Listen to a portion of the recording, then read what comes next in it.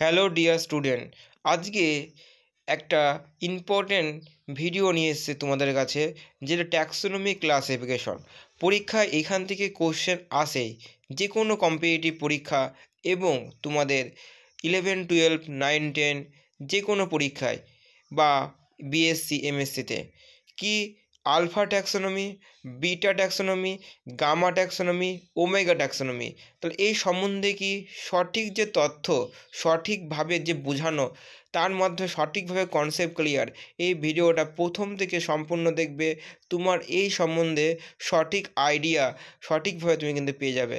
তাই চলো ভিডিওটিকে সম্পূর্ণ দেখো, এবং যারা চ্যানেলটিকে প্রথম হয়ে আছো তারা চ্যানেলটিকে সাবস্ক্রাইব করে রাখো, পাশে বেল আইকনটি প্রেস করে রাখো, এবং আমাদের হোয়াটসঅ্যাপ গ্রুপ আছে, সেই হোয়াটসঅ্যাপ গ্রুপে পিডিএফটি ফ্রিতে পাওয়ার জন্য হোয়াটসঅ্যাপ গ্রুপে অবশ্যই জয়েন করো।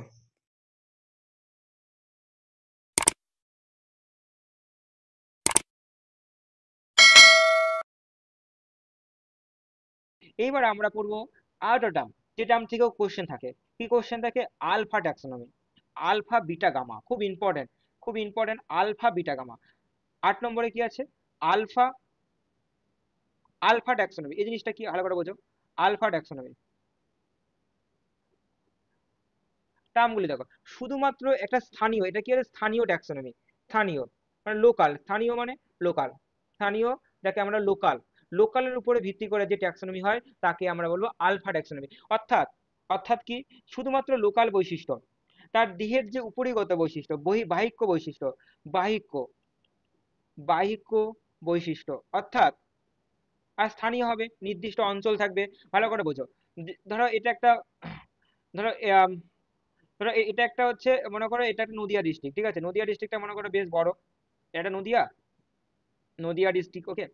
তো নদিয়া ডিস্ট্রিক্টে এইখানটা করে কি কৃষ্ণনগর, একটা বড় পপুলার, যে রাজা কৃষ্ণচন্দ্র এখানে বসবাস করতো, তাই তো? অনেক তারপরে পুতুলের জন্য, সরপুরিয়ার জন্য বিখ্যাত।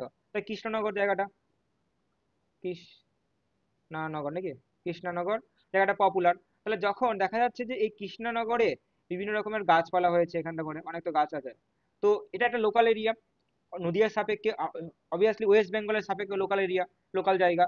তো যখন এই কৃষ্ণনগরে, যখন এই যে যে উদ্ভিদের বা প্রাণীদের যাই বলো, দুটোর ক্ষেত্রেই প্রযোজ্য হবে, এদের যখন বাহিক্য বৈশিষ্ট্যকে কাজে লাগিয়ে যখন আমি ক্লাসিফিকেশন বা ট্যাক্সোনমি সৃষ্টি করছি বা নিয়ম নীতি সাজাচ্ছি, তাকেই আমরা বলবো আলফা ট্যাক্সোনমি, আলফা ট্যাক্সোনমি।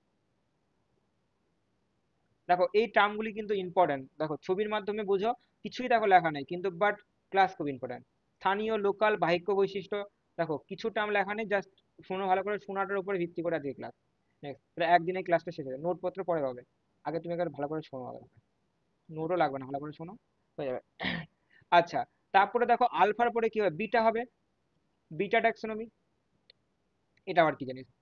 তাহলে এটাতে বুঝতে পারছো, একটা এরিয়া জুড়ে হবে, একটা বড় এরিয়া জুড়ে হবে, বড় এরিয়া জুড়ে হবে।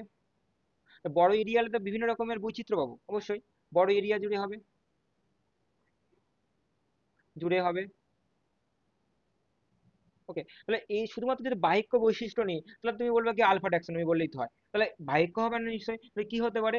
এই শুধু বাহিক্য তো হবে, মরফোলজি তো অবশ্যই হবে, মরফোলজি, মরফোলজি হবে, আবার অ্যানাটমিও হবে, অ্যানাটমি হবে মানে তার যে, আবার ফিজিওলজি হবে, ফিজিওলজি হবে মানে কি হচ্ছে দেখো, শারীরবৃত্তীয়, তারপরে হচ্ছে অ্যানাটমি, তারপরে মরফোলজি, এর উপরে ভিত্তি করে যখন যে ধরনের ক্লাসিফিকেশন হবে, সেই ধরনের ক্লাসিফিকেশনকে আমরা বলবো বিটা ট্যাক্সোনমি বা বিটা ট্যাক্সোনমি বা বিটা ক্লাসিফিকেশন, ক্লাসিফিকেশন অ্যাড করতে পারো বা বিটা ট্যাক্সোনমি বলতে পারো।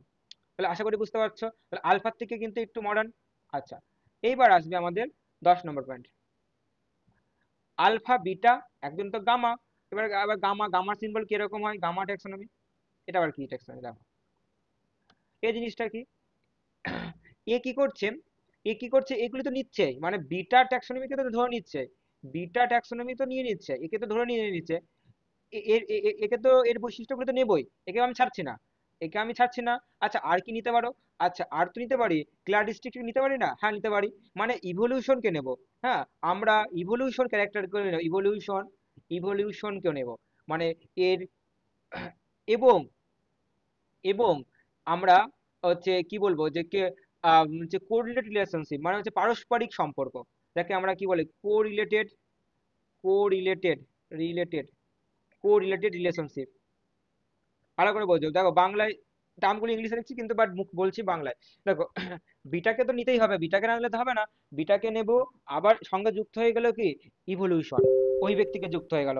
তারপরে কি চলে এলো, তারপরে কি চলে এলো যে পারস্পরিক সম্পর্ককে নিলাম। তাহলে এই ধরনের ট্যাক্সোনমিকে বা এই ধরনের সম্পর্কিত হ্যাঁ শ্রেণীবিন্যাসকে এবার সে তাকেই বলবো আমরা গামা ট্যাক্সোনমি।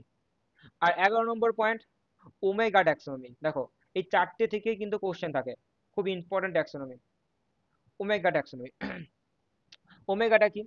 ওমেগা বলছে, ওমেগা বলছে যে আমি সব মানে all types, all types, all types, তাহলে এটা সব থেকে বেশি পপুলার। একে যদি আমি নিয়ে করি তাহলে আমি আমার ভালো সব থেকে ভালো ক্লাসিফিকেশন করতে পারবো, ভালো ট্যাক্সোনমি। অল টাইপস ইনক্লুড, সব কিছুকেই নেবো আমি, কিছু বাদ দেবো না। এবং বা আমরা এগুলো তো নেবই, ইভলিউশনকে নেব, এবং আমরা ডিএনএ কেও নেব, মানে আমরা জিন, হ্যাঁ জিন অ্যানালাইসিসকেও নিয়ে নেব। জিন অ্যানালাইসিস মানে কি ডিএনএ পড়ে যাচ্ছে, জিন অ্যানালাইসিসকে নেব, ইভলিউশনকেও নেব, হ্যাঁ আবার বিভিন্ন রকম ডাটা অ্যানালাইসিসকেও নেব। ডাটা মানে কি আরো বেশি পুরনো জিনিস, তাকে হ্যাঁ অতীতকেও আমরা নেব। তো সব কিছুকে নেব, সব কিছু অল টাইপস, অল, অল মানে সব কটাকে মিক্সিং করে যে ট্যাক্সোনমি হবে। হ্যাঁ আধুনিক ট্যাক্সোনমিটাকে এটা হচ্ছে মডার্ন ট্যাক্সোনমি, এটা হচ্ছে মডার্ন, এটা হচ্ছে মডার্ন, মডার্ন, মডার্ন ট্যাক্সোনমি। ওকে, এই ট্যাক্সোনমিকে আমরা বলবো ওমেগা ট্যাক্সোনমি। তাহলে বলো এই ট্যাক্সোনমি থেকে কি কোনো অসুবিধা, বলো এখান থেকে আশা করি বুঝতে পেরেছো। ফেনেটিক্স, ক্লাডিস্টিক, তারপরে হচ্ছে বিটা আলফা গামা, যদি কোনো কোশ্চেন থাকে অবশ্যই এখান থেকে কিন্তু করে একদম করে দেওয়া আশা কোনো সব থেকে ইজি। বলো